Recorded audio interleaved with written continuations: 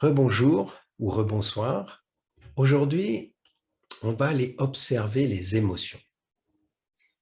Et les émotions, peut-être avant ça, j'ai envie de te demander, comment ça s'est passé pour toi, la méditation d'observation?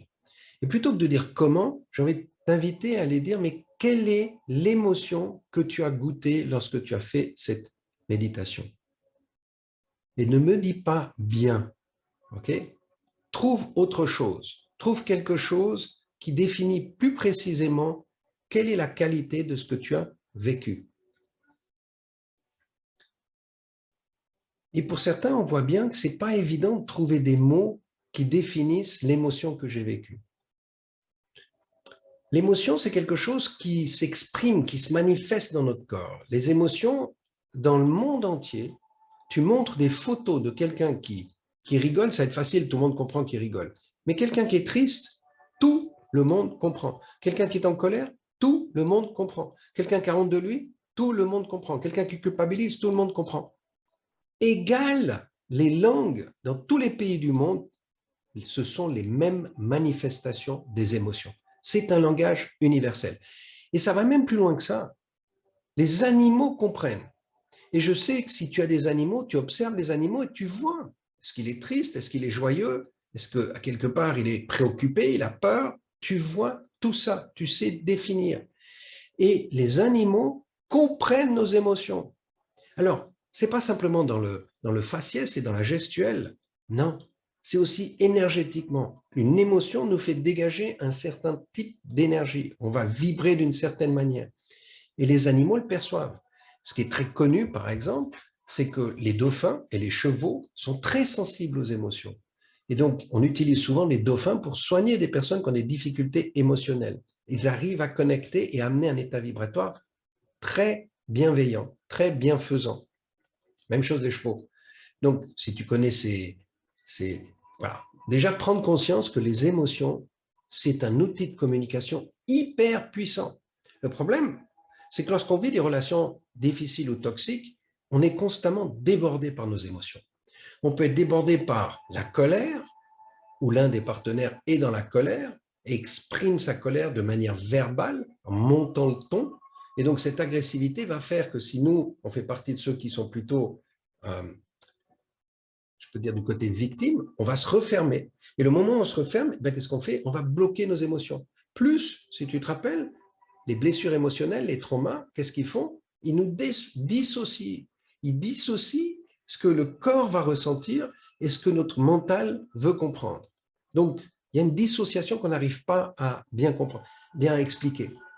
Donc, mettre des mots sur une émotion, c'est super intéressant. C'est pour ça qu'on parle d'intelligence émotionnelle, je t'en ai déjà un peu parlé. L'intelligence émotionnelle, c'est la capacité, au lieu de vivre l'émotion et de se laisser déborder par l'émotion, de parler, d'exprimer en mots l'émotion. Tu peux dire « je suis en colère » et le fait de le dire va calmer ta colère. Tu peux dire « j'ai peur » et le fait de partager que tu as peur va calmer ta peur. Et donc, c'est super intéressant. Mais on n'a jamais appris, pour la majorité d'entre nous, on n'a jamais appris à communiquer avec nos émotions. Ce n'est pas quelque chose qu'en tout cas, que moi j'ai appris à l'école et que beaucoup de gens n'ont jamais appris à l'école. On le découvre comme ça, et on ne sait pas très bien comment l'utiliser. Donc, apprendre le langage des émotions est hyper, hyper important. Surtout si tu veux arriver dans une communication bienveillante. Si tu veux arriver à communiquer avec la personne avec qui tu as de la difficulté, pour aller le lui dire avant que tu commences à parler, avant que tu commences à t'exprimer, je viens en paix. Parce que si tu ne sais pas faire ça, tu vas exprimer ton émotivité et l'autre va la ressentir. Et tout de suite, on sent la peur, l'attaque, la colère, la fuite. Et donc, on reste dans les jeux dans lesquels on joue. Mais si tu peux dire, voilà, j'ai peur, en fait, tu manifestes à l'autre que tu es conscient de ce qui se passe. Donc, tu as pris le pouvoir de nouveau de ta vie. Tu n'es pas à sa merci. C'est pour ça que c'est si important maintenant de commencer à vraiment comprendre les émotions. Et je vais te proposer une liste des émotions que tu peux télécharger en bas. Je t'encourage vivement à prendre cette liste, à la copier sur ton téléphone pour que tu puisses la voir. Tu fais une photo et en l'agrandissant, tu pourras voir les types d'émotions et de t'amuser et de prendre une pratique pendant au moins quelques jours, voire plus longtemps. De chaque fois que tu vis quelque chose, tu t'arrêtes et tu te dis, OK, quelle est l'émotion que je suis en train de vivre maintenant? Et de trouver l'émotion. Et donc d'apprendre ce langage. C'est comme apprendre le solfège, apprendre le langage des émotions en regardant quelles sont les émotions. Et pour ça, j'ai envie de te proposer un petit exercice maintenant. J'ai envie de te connecter à la honte. Et oui, c'est pas très sympa la honte, d'accord? Mais tu te rappelles que chaque émotion est bénéfique. Toutes les émotions que l'on vit sont des émotions qui sont nécessaires, qui nous aident, même celles qui sont désagréables. Alors la honte, oui, c'est désagréable. Peut-être que tu as de la honte par rapport à ce que tu vis aujourd'hui.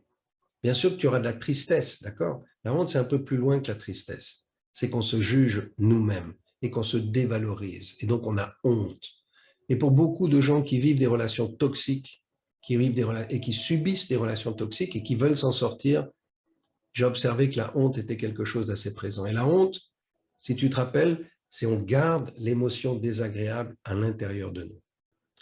Donc, j'ai envie de t'inviter maintenant à fermer les yeux. Et maintenant que j'ai mis le mot honte,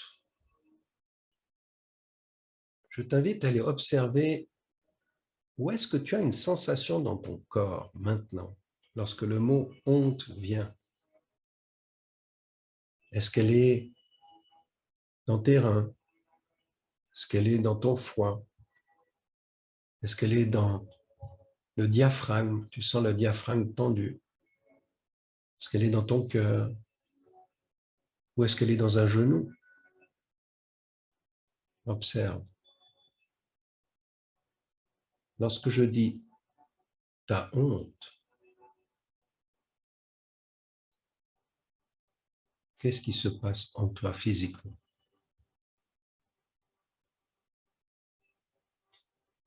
Et puis observe que si tu as envie de bouger maintenant, si quelque chose te donne envie de bouger, bouge. Fais le mouvement avec ton corps que ton corps demande de faire. Fais-le très lentement. Prends-en conscience de qu'est-ce que ton corps te demande de faire. Laisse-toi aller dans ce mouvement et relâche et reviens et regoute. Et observe, est-ce que la sensation est la même?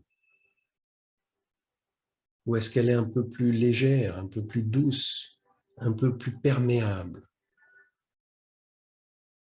Et gentiment, accueille. Et si tu vois de nouveau que tu as envie de faire un mouvement par rapport à ça, ben fais ton mouvement, doucement, pleine conscience. Et puis tu reviens et tu observes ce qui s'est passé. Où est-ce qu'elle est maintenant, cette sensation? Est-ce qu'elle a bougé? Est-ce qu'elle est plus douce? Est-ce qu'elle s'est dissolue?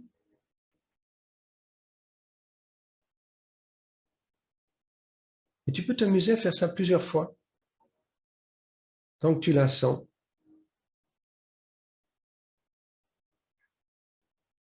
Et d'aller observer, tiens, c'est drôle. Les choses bougent.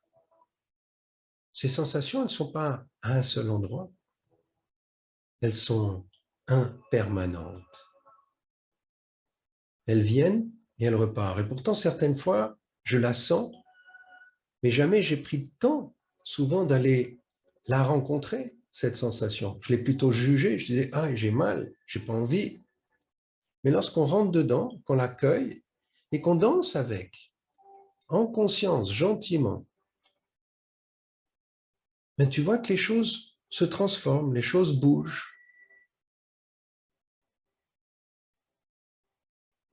Et peut-être que tu as ailleurs maintenant une sensation lorsque tu mets le mot honte. Peut-être que tu sens ta poitrine qui se resserre, tes épaules qui se resserrent, tu te sens te rapetissir. Ben, si ce mouvement vient, tu peux continuer le mouvement, puis gentiment aller dans un mouvement inverse, ouvrir, amuse-toi, fais-le en pleine conscience, juste pour observer comment tout ça est interconnecté. Et qu'après qu'un moment que tu aies joué avec ton émotion, tes sensations physiques, Tu observes aussi comment tu te sens maintenant que tu arrêtes et que tu te poses et que tu observes. Et quelle est l'émotion que tu as maintenant? Et tu observeras que l'émotion a changé, que tu goûtes à une autre émotion. Ça peut être une émotion agréable, ça peut être une émotion désagréable, c'est pas grave. C'est toujours une danse. Et voir qu'on est fluide, voir qu'on est agile. Je te disais au départ, ce qu'on cherche, c'est créer la fluidité dans notre corps, la fluidité dans nos émotions, la fluidité dans nos pensées. Et quand on fait ça, on ouvre un espace à la conscience, à la présence. Et quand on goûte cet espace de présence et de conscience, on se sent vrai. On prend confiance en nous. On a de la joie et de l'amour qui arrivent.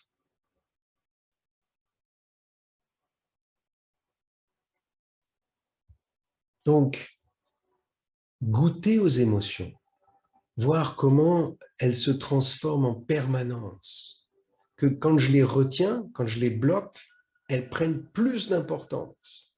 Mais quand je les accueille, elles se libèrent. Et on connaît assez bien ça en fait. Peut-être que tu as déjà rencontré quelqu'un, si tu travailles dans un bureau, ou peut-être que tu as vu quelqu'un qui a eu des difficultés, qui à un moment donné déborde devant toi en pleurs. Puis bien souvent, on est gêné quand on ne connaît pas ce genre de choses, on ne sait pas quoi faire. On a envie de « mais pleure pas, mais pleure pas ». Non, non. Si tu restes présent et tu laisses la personne pleurer et que tu es juste présent, rien d'autre, qu'est-ce que tu vas observer? Tu vas observer que la personne, une fois qu'elle a vécu son émotion de tristesse, elle ressort de là beaucoup plus légère. Et c'est comme si elle s'est libérée de quelque chose. Oui, elle s'est libérée d'un poids qui était lié à la tristesse. Et le fait de pouvoir pleurer et de vivre son émotion lui permet de continuer sa vie, se libérer de ce poids-là. Mais nous, c'est la même chose.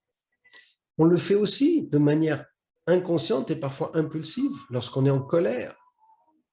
Tu rentres, je disais, tu as les frustrations dans la journée, tu vas déverser ta colère sur quelqu'un, puis une fois que tu as déversé ta colère, tu es calme. Le problème, c'est que ceux qui l'ont reçu, eux, tu leur as donné un cadeau qui est difficile.